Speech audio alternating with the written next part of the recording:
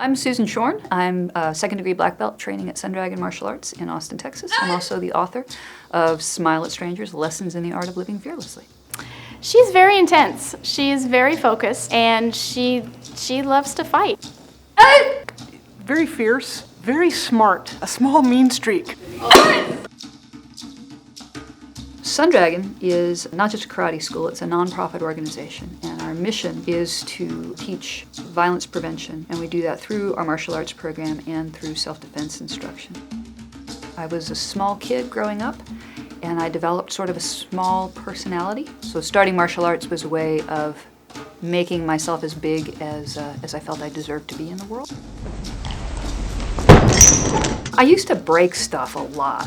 There are lots of holes. There's one right there, actually, in the ceiling. It was very frustrating for me to have obstacles and to feel like you didn't have the power to right the wrong. That's one of the things that's changed a lot. Martial arts for my family is almost sort of like the church that we belong to. We go every week and we pay a portion of our income to it, and we try to follow the philosophy and use it to make our lives better, make ourselves better people. Her writing is always thought-provoking and also funny. There's a great Betty McDonald quote, and she said, "Writing makes me itch and hate my family." I love her cranky tone. The anger and the aggression that it inspires, that violence and fear inspire in me, are pretty absurd. So a lot of the humor in my writing has to do with me seeing that about myself or noticing it in other people.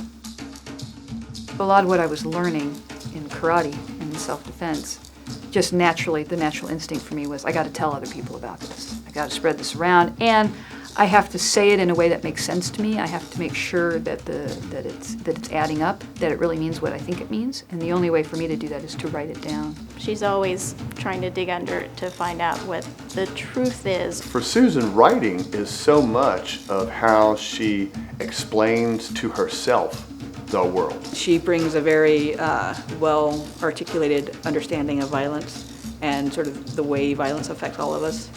Writing a memoir, it really took a lot of effort for me to look back over the last 15 years and say, wow, this is why I did this. This is what it added up to. I had never really sat down and hashed that out for myself.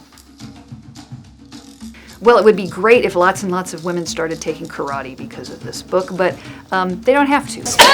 The way we react to violence, most of it is sort of subliminal.